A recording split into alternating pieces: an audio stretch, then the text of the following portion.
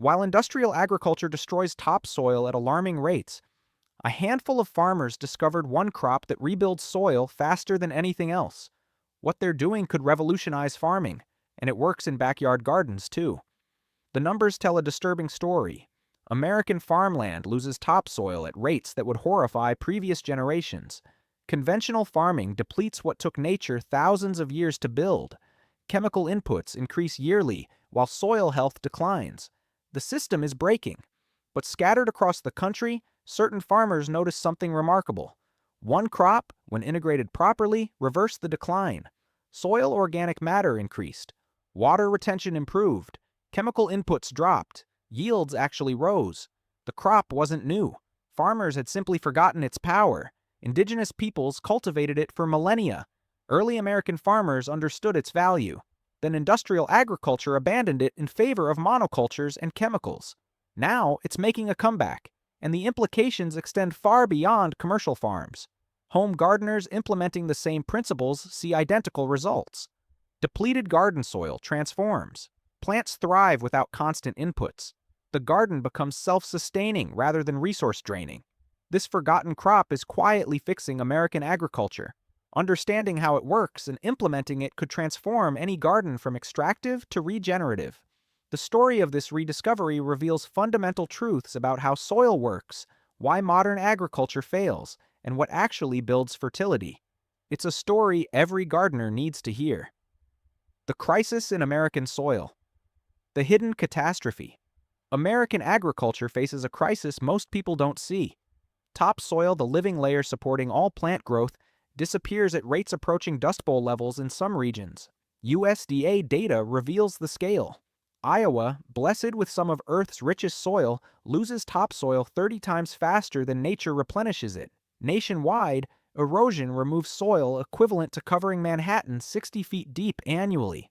But erosion tells only part of the story. Even soil that stays in place degrades internally. Organic matter content, the measure of soil's living component, plummets under conventional management. Midwest soils that once contained 10% organic matter now average 2 to 3%. This isn't just numbers. Organic matter determines water holding capacity, nutrient availability, microbial life, and structural integrity. Lose organic matter, lose everything that makes soil functional. The conventional response makes things worse. When soil fails, farmers add more synthetic fertilizer. This temporarily boosts yields while further degrading soil biology. Beneficial microbes die off. Soil structure collapses. The dependency deepens. Pesticide and herbicide applications follow the same pattern. Pests develop resistance. Farmers spray more. Beneficial insects disappear. The ecosystem collapses further. Home gardens mirror this trajectory. Gardeners buy topsoil, add synthetic fertilizer, spray for pests, and wonder why plants underperform. The soil never improves. Each season requires the same inputs or more. The industrial model extracts from soil without replenishing. It's mining, not farming, and mines eventually exhaust. The turning point. Some farmers reached a breaking point. Chemical costs rose. Yields plateaued or declined. Soil turned to powder. Something had to change. That's when they rediscovered what their great-grandparents knew, and the forgotten crop returned to American fields. The forgotten crop revealed. The nitrogen revolution. The forgotten crop isn't one species. It's an entire category farmers abandoned. Legumes grown specifically to feed soil rather than produce food. Clovers, field peas, hairy vetch, crimson clover, cowpeas. These nitrogen-fixing legumes once formed the backbone of soil fertility management.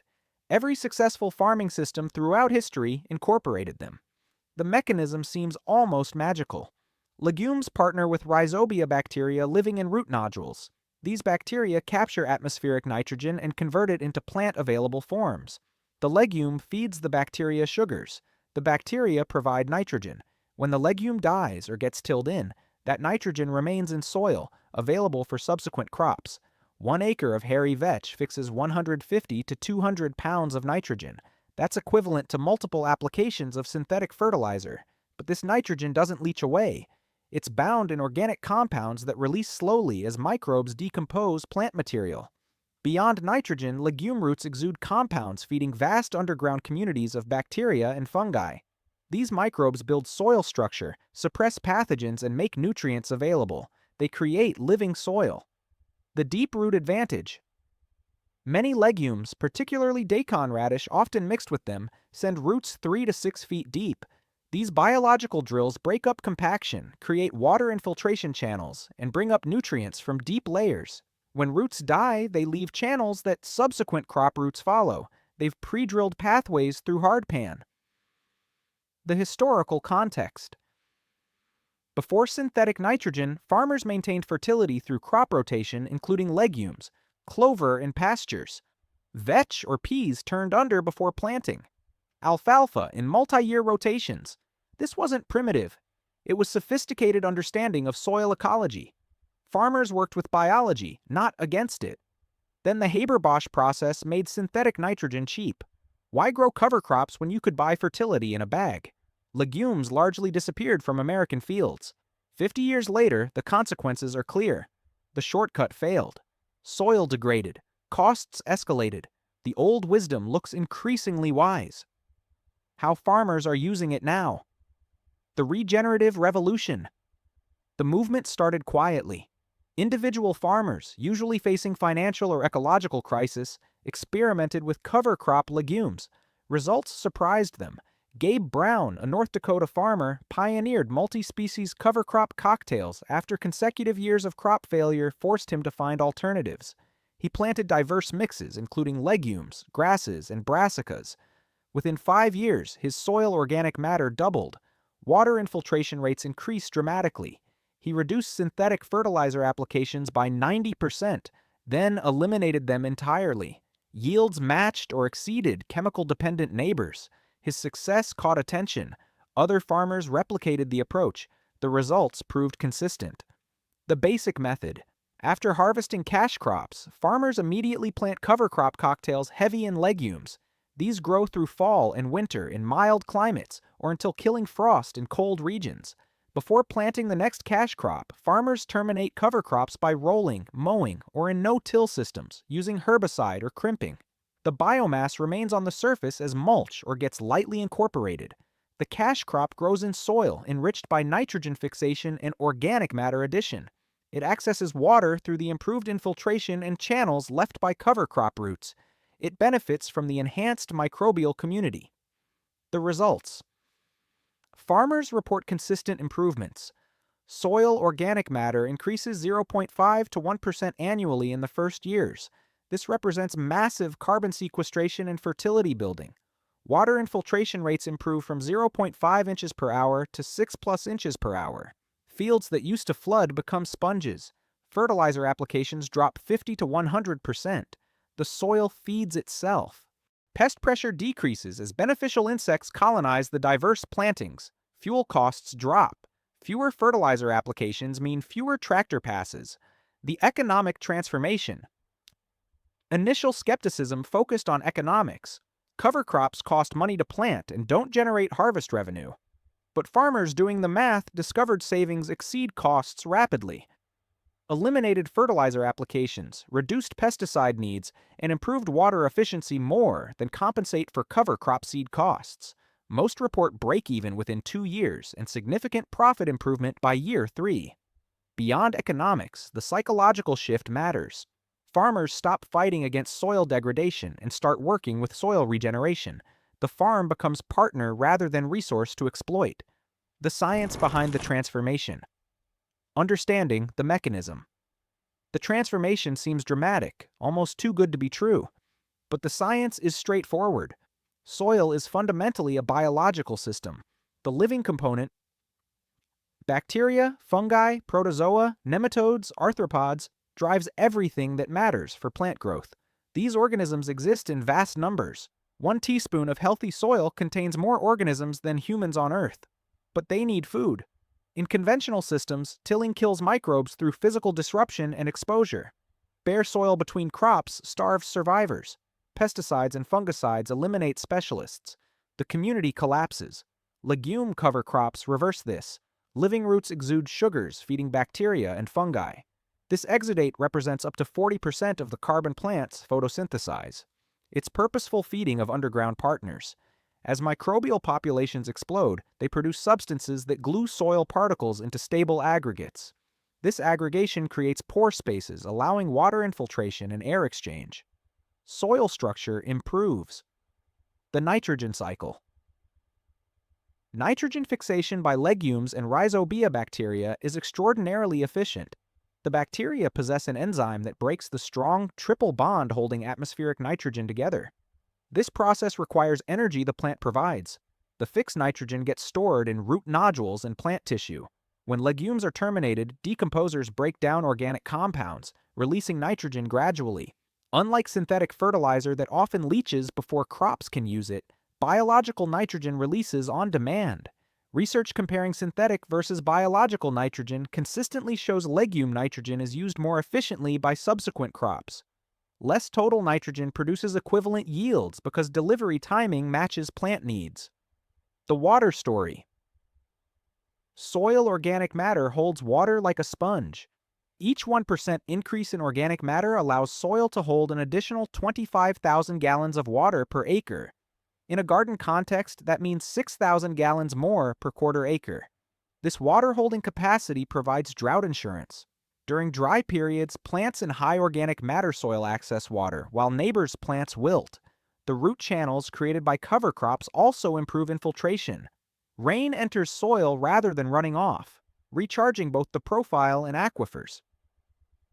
Carbon sequestration. A beneficial side effect of this approach is substantial carbon sequestration. Plant roots and exudates pump carbon into soil. Microbes incorporated into stable organic compounds. Farms practicing intensive cover cropping sequester multiple tons of carbon per acre annually. Gardens do the same proportionally.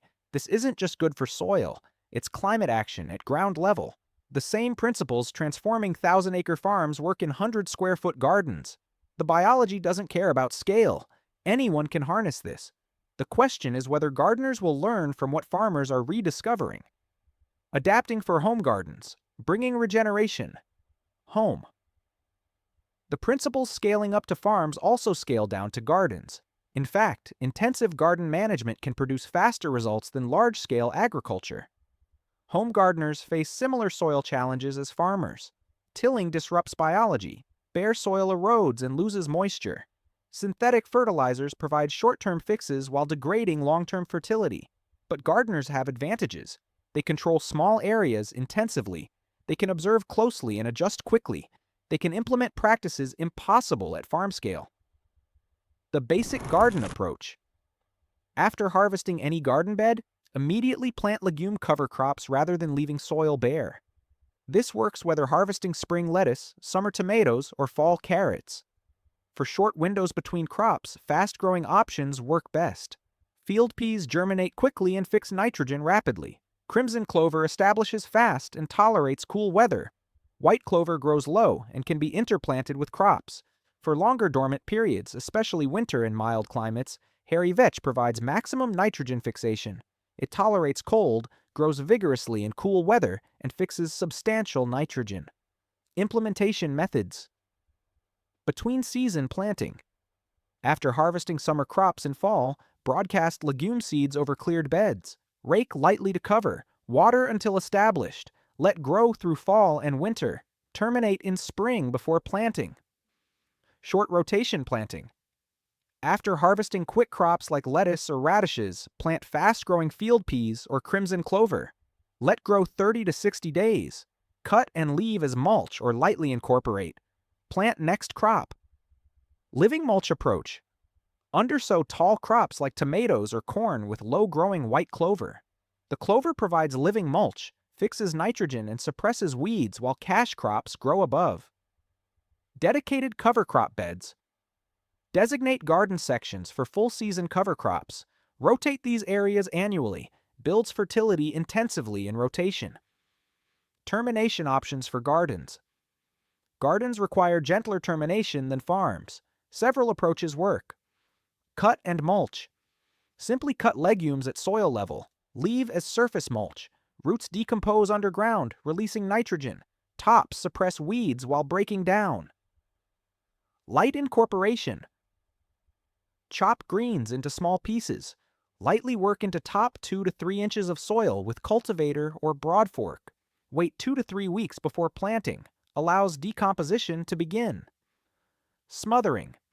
Cover dense legume growth with cardboard or thick mulch. Legumes die from light exclusion. After 2 to 3 weeks, plant through mulch. Frost termination.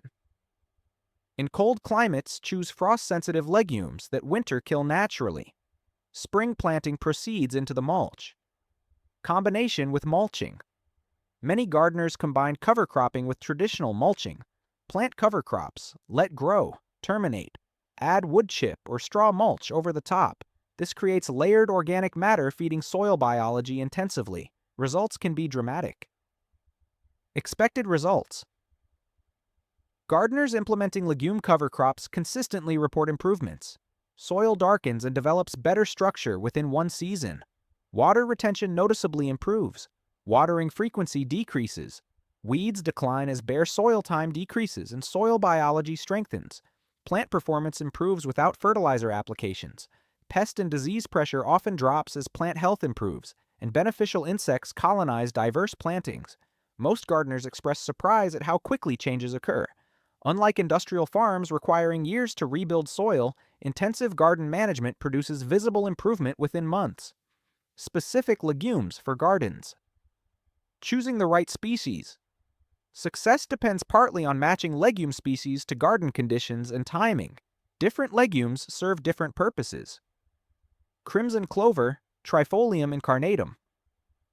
Fast germinating annual perfect for fall planting. Grows vigorously in cool weather. Brilliant red flowers in spring provide early nectar before termination. Fixes 100 plus pounds of nitrogen per acre equivalent. Best use, fall planting in vegetable beds after summer crops. Overwinters in zones 6 to 10.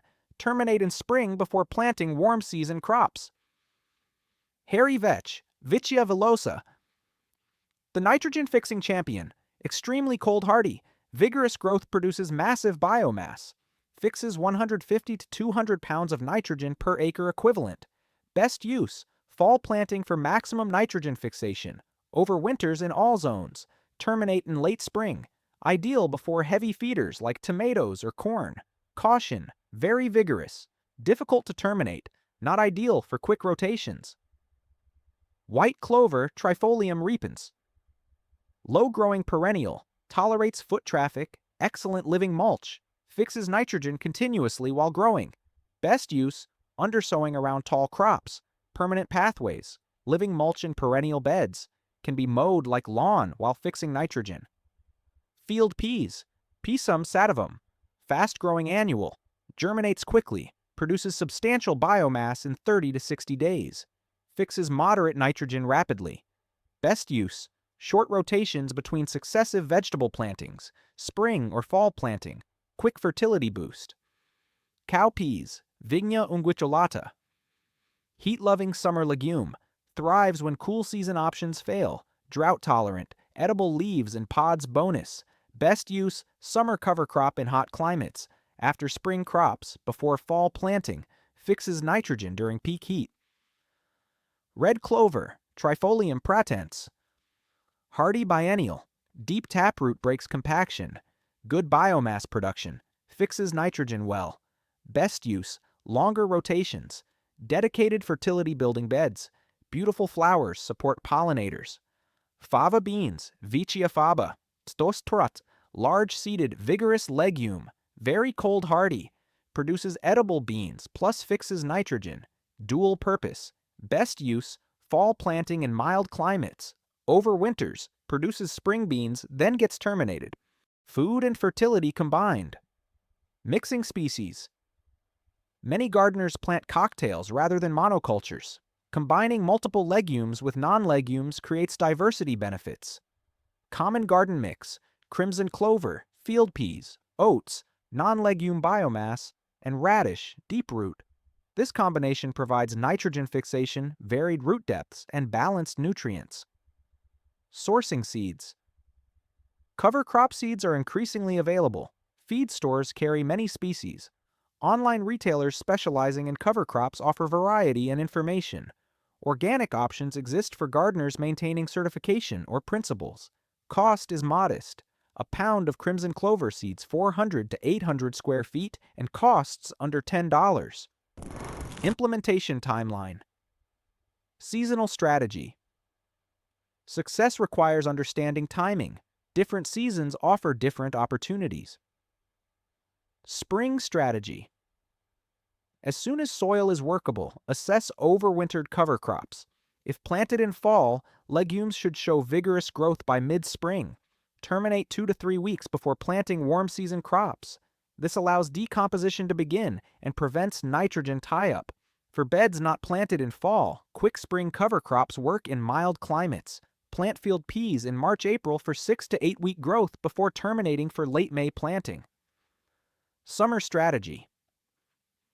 In hot climates, summer creates challenges for the cool season legumes.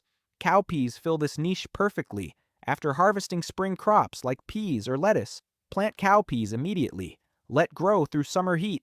Terminate in late summer for fall planting.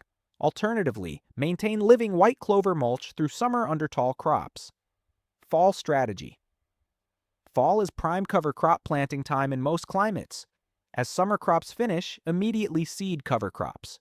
September-October planting of crimson clover or hairy vetch allows establishment before cold. These overwinter and provide maximum benefit by spring. Winter strategy.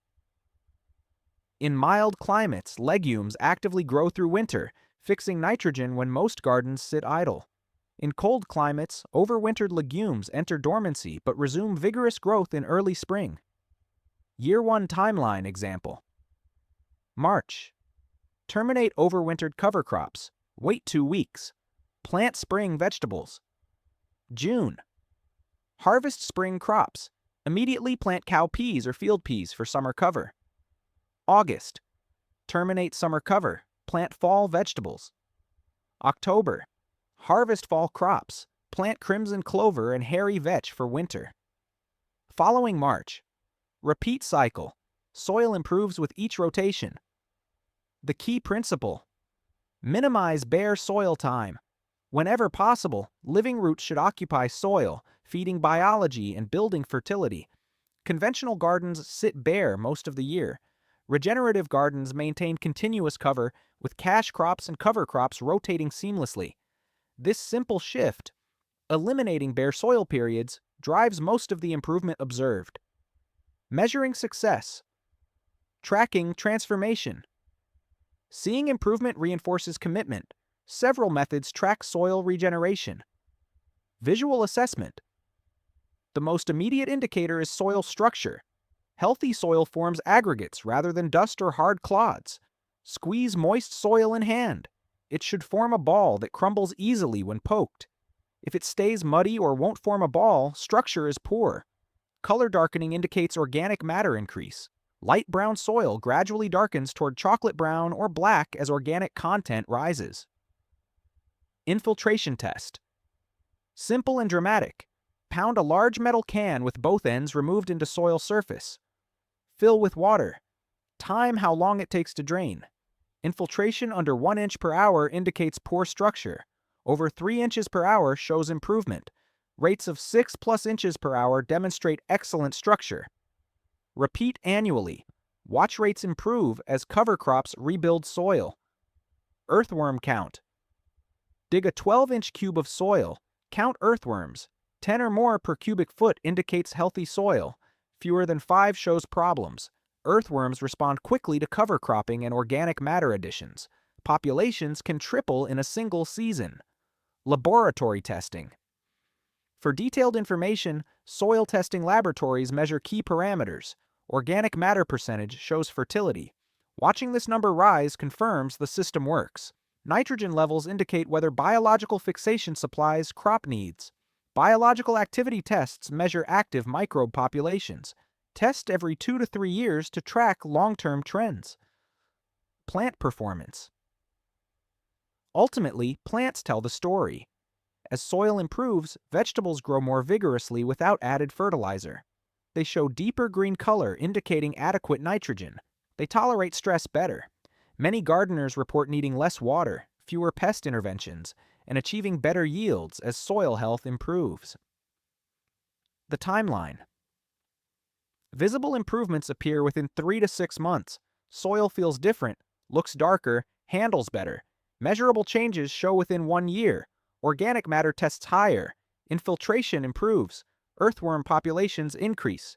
Dramatic transformation takes 3 to 5 years. By then, soil has fundamentally changed character. The key is consistency. Every cover crop cycle builds on previous ones.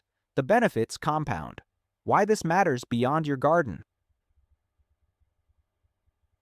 The bigger picture. Individual gardens implementing regenerative practices create ripple effects extending beyond property boundaries. Water quality. Agricultural runoff. Carrying nitrogen and pesticides pollutes waterways nationwide. The dead zone in the Gulf of Mexico results largely from Midwest farm runoff. Cover crops capture nitrogen, preventing runoff.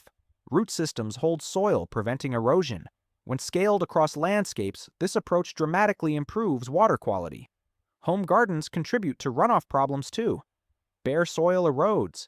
Excess fertilizer leaches. Implementing cover crops in gardens reduces this pollution at source. Climate impact. Agriculture contributes significantly to greenhouse gas emissions, but regenerative approaches flip the equation. Instead of emitting carbon, these systems sequester it. Every garden growing cover crops pulls carbon from atmosphere and stores it in soil. Multiplied across millions of gardens, the impact becomes substantial. Research suggests regenerative agriculture could sequester enough carbon to significantly offset emissions if widely adopted. Gardens participate in this solution. Biodiversity. Modern agriculture creates biological deserts. Monocultures support minimal life. Pesticides eliminate insects, including beneficials. Gardens integrating diverse cover crops create habitat islands. Beneficial insects colonize. Birds find food. Pollinators discover resources. As more gardens adopt these practices, habitat corridors form connecting urban and suburban landscapes. Wildlife populations that collapsed find refuges. Community resilience. Gardens producing food from regenerated soil without external inputs create local food security. They're resilient to supply chain disruptions. At community scale, this matters. Neighborhoods with many productive gardens weather disruptions better than food deserts dependent on distant supply chains. Cultural shift. Perhaps most important, regenerative gardening changes how people think about land stewardship. Instead of extracting from soil, gardeners invest in it. Instead of fighting nature, they partner with it. This mindset shift, multiplied across society, could transform how humans relate to land. That's the true revolution. One garden won't save the world, but millions of gardens implementing regenerative principles create the foundation for systemic change. The forgotten crop fixing America's farms isn't really forgotten anymore. Farmers are remembering, and the lessons scale perfectly to gardens. The principles are straightforward. Feed soil biology, minimize bare ground, harness nitrogen fixation, build organic matter, work with nature. The results are consistent. Healthier soil, less chemical dependency, better plant performance, reduced environmental impact. This isn't theoretical. Thousands of farmers prove it works at scale. Countless gardeners demonstrate it works in backyards. The question isn't whether regenerative practices work. The evidence is overwhelming. The question is whether gardeners will implement them. Most continue the extractive model, buy inputs, fight pests, wonder why soil never improves. The alternative exists. It requires changing approach but not increasing work. In fact, regenerated soil requires less work. It holds water better, reducing irrigation. It suppresses weeds naturally. It feeds plants biologically, eliminating fertilizer applications. The initial investment in learning pays dividends indefinitely. The forgotten crop offers a path forward for agriculture, for gardens, for how humans interact with soil. Farmers leading this revolution didn't start with perfect knowledge. They experimented, failed sometimes, learned and adjusted. Gardeners can do the same. Plant cover crops. Watch what happens. Learn from results. Adjust approach. Observe improvement. The regenerative revolution happens one garden at a time. It starts with understanding that soil is alive, that biology builds fertility, that working with natural systems succeeds where fighting them fails. Your garden could be next. The practices transforming depleted farmland work identically in raised beds and backyard plots. The forgotten crop isn't really one crop, it's an approach, a philosophy, a return to working with soil biology rather than against it, and it's available to anyone willing to try.